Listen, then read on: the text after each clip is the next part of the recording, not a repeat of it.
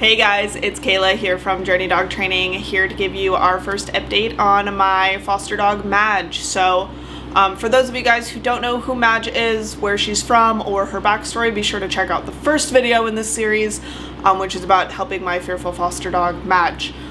So today's Friday, it's like 10 p.m. I got Madge around noon on a Wednesday, so she's been here, half a Wednesday, all day Thursday, and then essentially now all day Friday.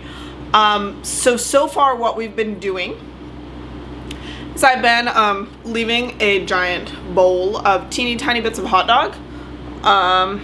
Let's see. Yeah, they're like pea-sized. Right up here on my breakfast bar, so that every time I walk really close to her cage, drop some treats in, like so, just to associate my presence and my proximity with food. I will include a video of us doing that the first couple days now.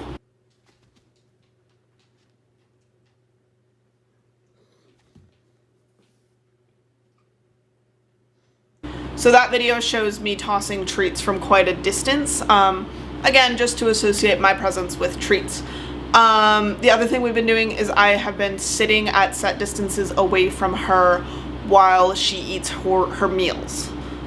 So this, her standing out behind me and taking treats, is actually a breakthrough we've only had in the last 10 minutes. This is very exciting. I'm just continuing to not look at her, continuing to not interact with her, offering treats if she wants them. So let's see, Wednesday night she ate food while my boyfriend and I were out in the apartment, but kind of on the other side of the apartment. I was over on the other side of the breakfast bar, pretty much not visible from where her enclosure is. So that was Wednesday. Wednesday morning, I don't remember what I did for her meal. I think I was probably sitting at my desk, which is kind of on the other side of the apartment, but in the same room as her, so she could still see me.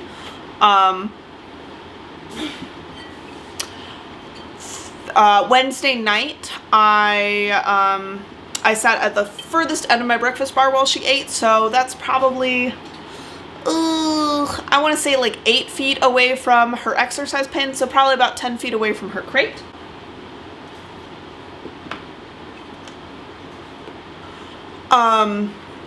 And she ate just fine there.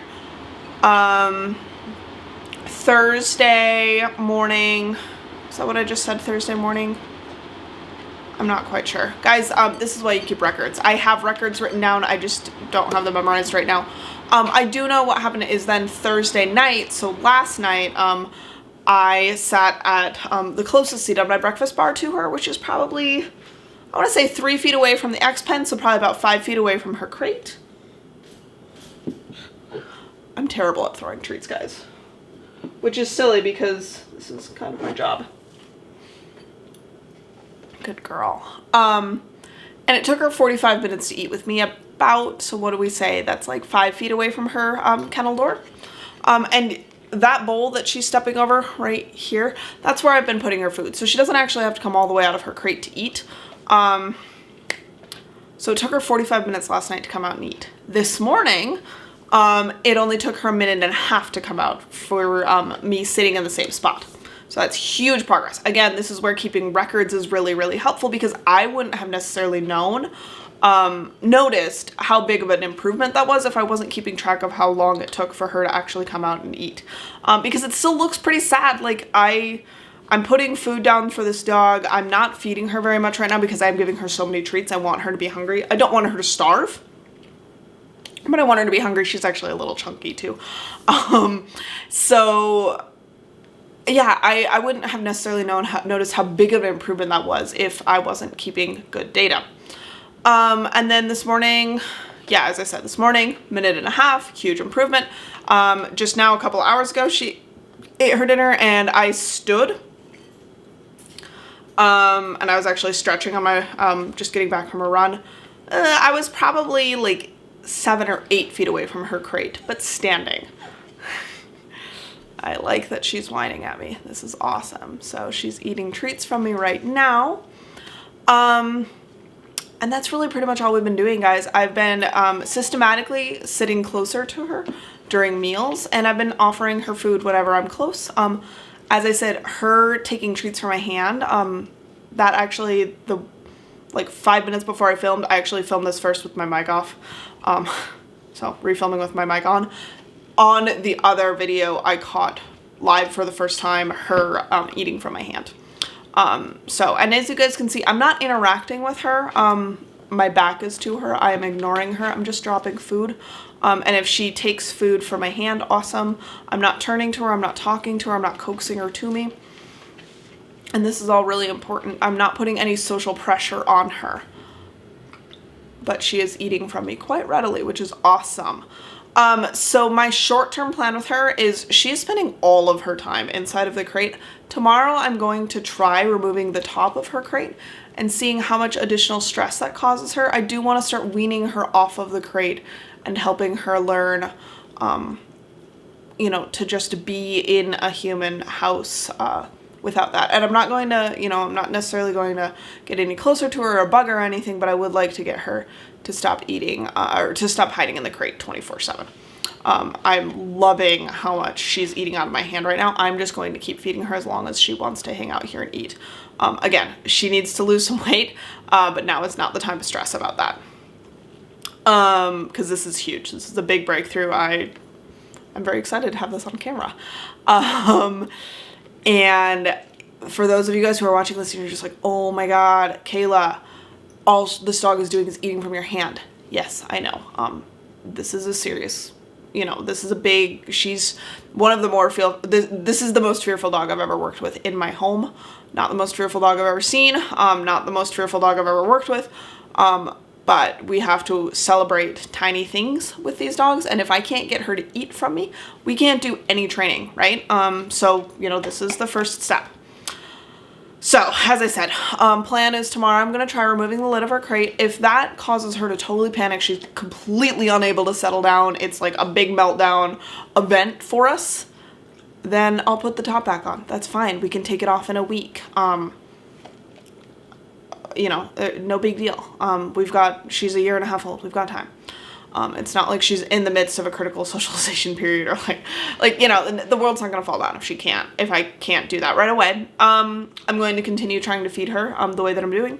I'm going to start trying to get her to follow or to move for treats. So right now I'm just feeding her wherever she wants to be. Just offering food through the bars. I'm going to try to start getting her to take steps for food. So moving towards my hand for food, kind of like she just did there. And then I'm going to start teaching her hand targets. And I will get that on film once I start moving on to that step. I'm going to drop in a video here of her eating her meals, just so you guys can kind of see what that looks like.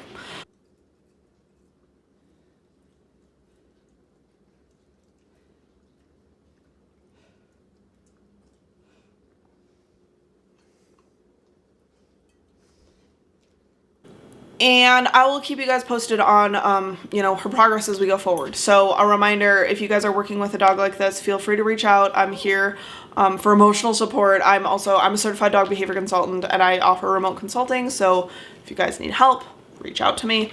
Happy to help. My services are super affordable. You can find them on journeydogtraining.com. And, you know, just keep records, keep at it, celebrate approximations. This is slow going.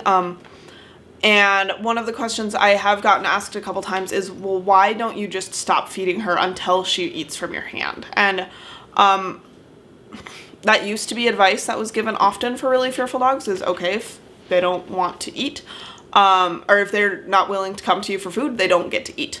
I want her to be associating me with good things, which means I don't want her to be starving in order to come get it, because I don't want her to be coming to me because she has to. I want her to be coming to me because there's an incentive, absolutely, but I'm not starving her in order to get her to interact with me. So, again, I'm super jazzed that she's out of the crate and staying out like this. This is really, really awesome. So, you guys make sure to subscribe to keep track of Madge's journey. Watch the other video if you haven't seen it yet. You guys can read my blogs and follow all my courses and whatever at journeydogtraining.com, and on Instagram my dog Barley and I are at Collie Without Borders, and you guys can follow all of our beautiful Montana outdoor adventures there. So cheers, and stay safe, stay sane. We will continue giving you guys updates on Madge as they're worth updating you on.